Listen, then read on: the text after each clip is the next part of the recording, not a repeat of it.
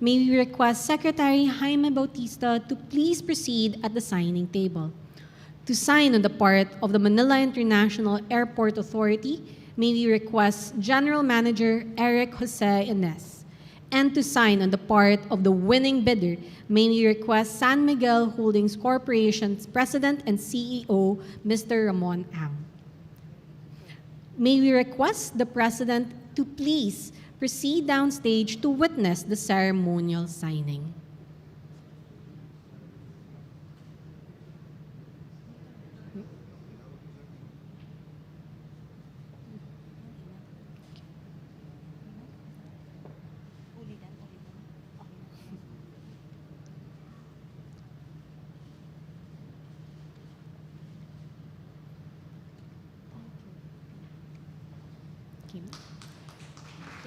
Thank you and congratulations to the Department of Transportation, Manila International Airport Authority, and SMC SAP and Company Consortium.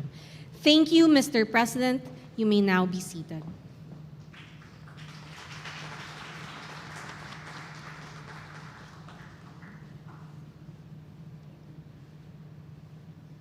For today, we are celebrating a different kind of departure honor.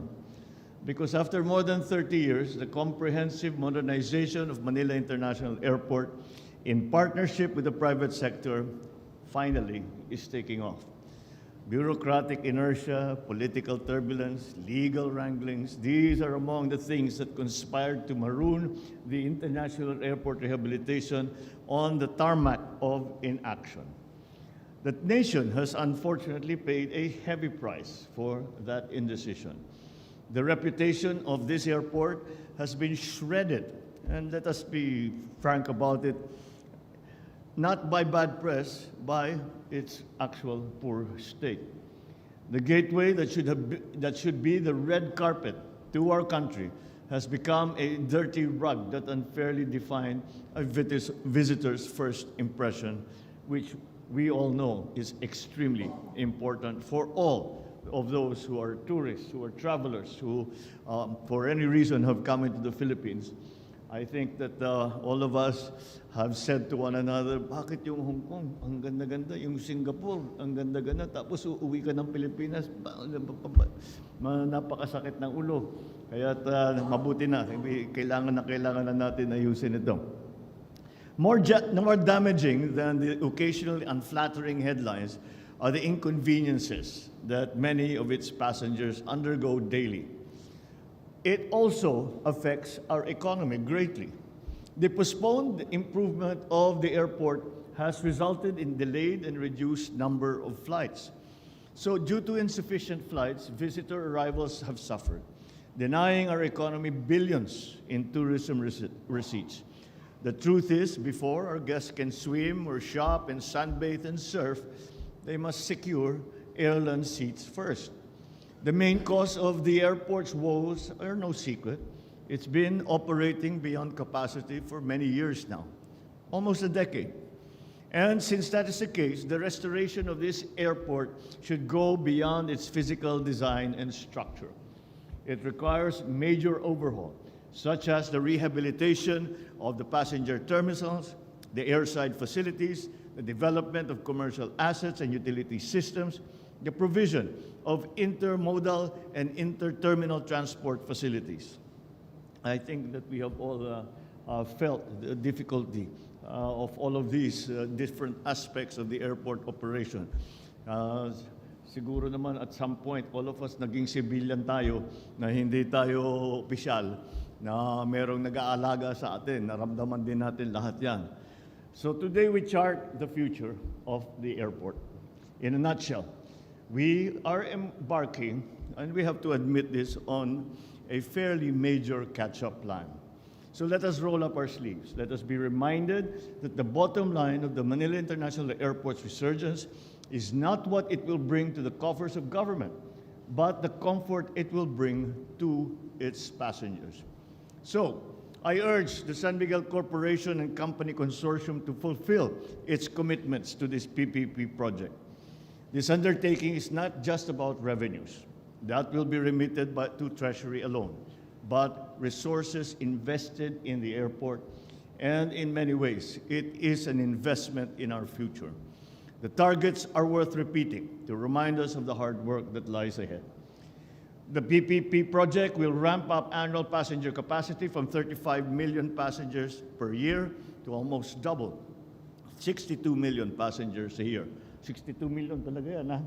Talagang malaking pagbabago yan. But we've seen it before. We've seen it in other airports. Nagagawa naman talaga eh. And so that's we can take lessons from all the other experiences and the best practices of other airports. Hourly air traffic movements will be increased from 44 to 42 per hour to 48 movements per hour. However, traffic abatement should not happen on the tarmac alone, but also on the roads leading to the airport. This time, the time it takes to pick up a passenger at the curb or to find a parking spot should be shorter than the flight itself. And I think the model that we are always saying, halimbawa, to use as an example, Singapore Airport, ang kanilang measure is lagi nang sinasabi, the passenger, international, domestic, or otherwise, is out of the airport within 20 minutes. At the same time, it will, if they care to stay there for a day, may layover sila na mahaba, meron din facilities dyan. And so this is what we are trying to, the evolution that we are trying to achieve. So the fast flow of passengers arriving and departing must be guaranteed inside the terminal that is clean and comfortable. For the record, this PPP project was evaluated within a record-breaking 7 weeks, making it the fastest PPP proposal to be approved in history. But we did not sacrifice scrutiny for speed. It was fast, but it was also fastidiously examined at every step of the way. It was open, transparent, and competitive. In fact, the project was aligned with international best practices, structuring and tendering bankable and fair PPP projects. The result is this project in which everybody wins, from the people to the government that will enjoy the financial windfall. The project will mobilize approximately 88 billion pesos in capital investments within its first 6 years of operation. This is more than 8 times the disbursed capital investments for the Manila International Airport since 2010. On top of rehabilitating and expanding the capacity of Manila International Airport, the private sector will pay the government approximately 1.052 trillion pesos in the next 15 plus to 10 years. This to 15 plus 10 years. This is more than 15 times the amount remitted by the Manila International Airport Authority to the national government since 2010. So, ladies and gentlemen, to conclude, the PPP project is a fruit of unity, of vision, of purpose. It highlights the great potential of public-private partnerships in accelerating infrastructure development. By bringing in the expertise of the private sector, we are pushing forward infrastructure projects to meet international standards and to provide the public with state-of-the-art services. This PPP project showcases what can happen when we join hands in solving the nation's problems. It reminds us that there is no challenge that is too difficult, that we cannot surmount, that a Filipino ingenuity and spirit cannot surmount, so long as we remain bound together with a common purpose.